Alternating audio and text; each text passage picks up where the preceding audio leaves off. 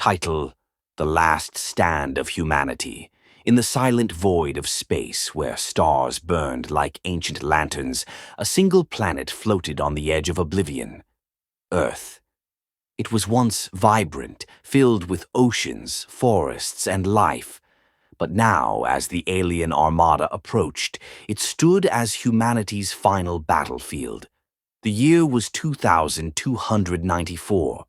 Mankind had colonized Mars, built cities on the moon, and reached the outer edges of the solar system.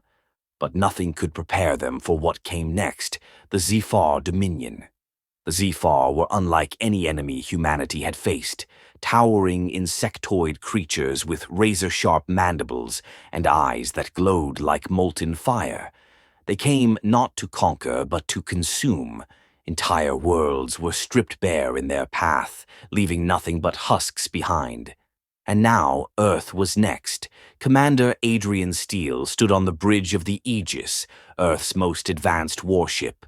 His jaw tightened as the holographic display projected the enemy fleet, thousands of Zephyr warships moving like a swarm of locusts through the void. "All ships report status," Adrian ordered, his voice steady but carrying the weight of an entire species. "Fleet at 87% operational capacity, sir," replied Lieutenant Kara Voss. Her fingers danced over the console as data streamed in. "But, sir, their numbers. They outmatch us 20-1. Adrian stared at the hologram. 20-1.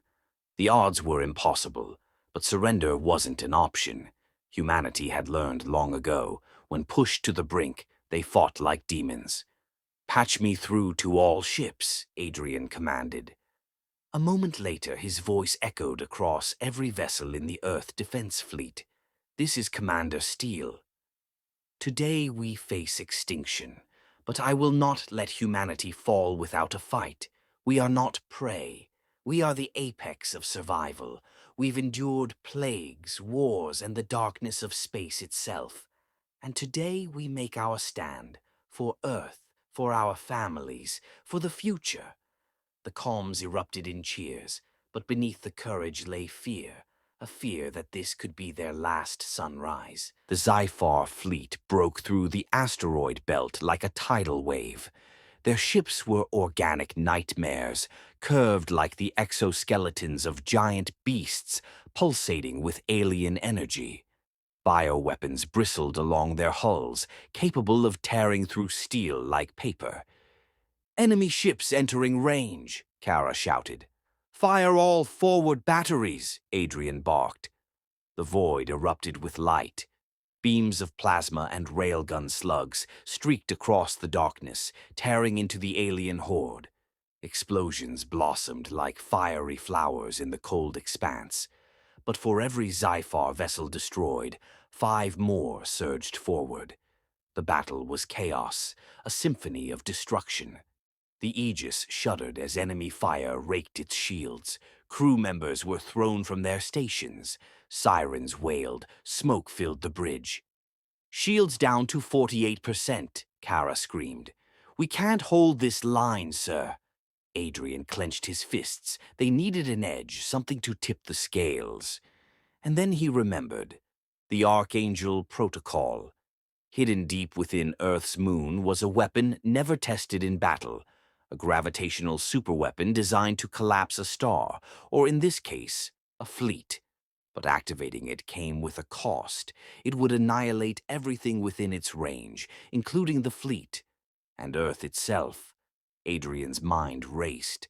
Was it worth sacrificing their home to stop the Zephyr? Was saving humanity worth losing the planet that birthed them? Meanwhile, on Earth, chaos reigned. Cities burned under orbital strikes. Zephyr drones descended from the skies, harvesting humans like cattle. In New York, civilians huddled in underground bunkers. Among them was Dr. Elena Ward, the scientist who had designed the Archangel weapon.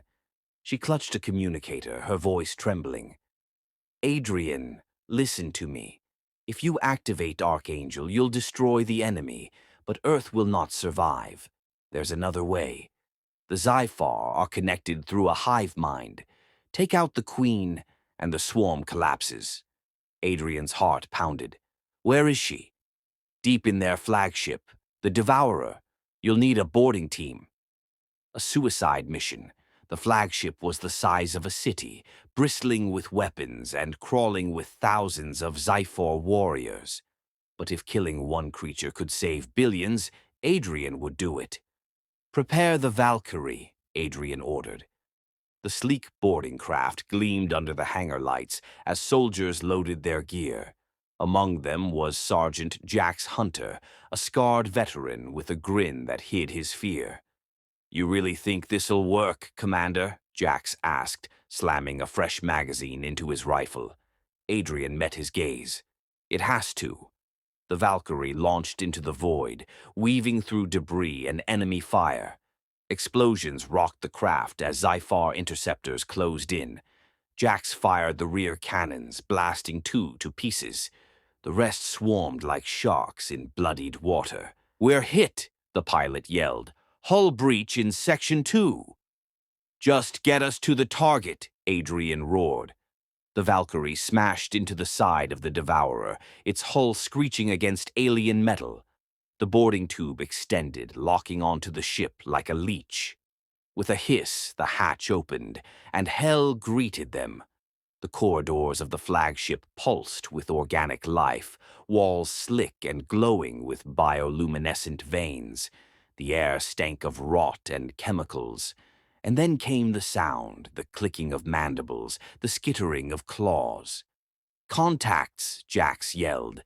The first wave hit them like a storm, chitinous monsters leaping from the walls, jaws snapping. Pulse rifles blazed, cutting through flesh and bone. Acidic blood sprayed, sizzling on armor. Soldiers screamed as they were dragged into the shadows. "Keep moving," Adrian shouted, blasting a Zyphar through the head. "The Queen's chamber is ahead." Step by bloody step, they fought their way through the nightmare, leaving a trail of corpses behind. Finally, they reached a vast chamber, a cathedral of horror. And there she was, the Queen. She loomed like a mountain of flesh and chitin, her body fused to the ship itself. Dozens of eyes glowed like embers as she hissed, a sound that rattled their bones. Behind her, thousands of eggs pulsated, birthing the next generation of monsters. "Light her up," Adrian roared. Grenades flew, rifles thundered. The Queen shrieked, her screech echoing through the hive mind. She lunged, claws slashing, impaling soldiers like rag dolls. Jax tackled Adrian out of the way as the Queen's talons slammed down, crushing steel. "Take the shot!" Jax bellowed, tossing Adrian the last plasma charge. Adrian armed the explosive and charged forward, diving beneath the Queen's thrashing limbs.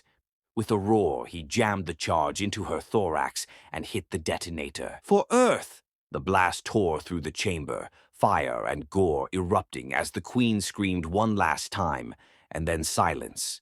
Across the battlefield, the Zyphar fleet convulsed. Ships veered off course, drones crashed lifeless to the ground.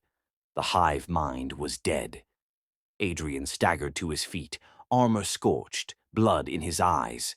Jax lay nearby, motionless. He crawled to him, shaking his shoulder.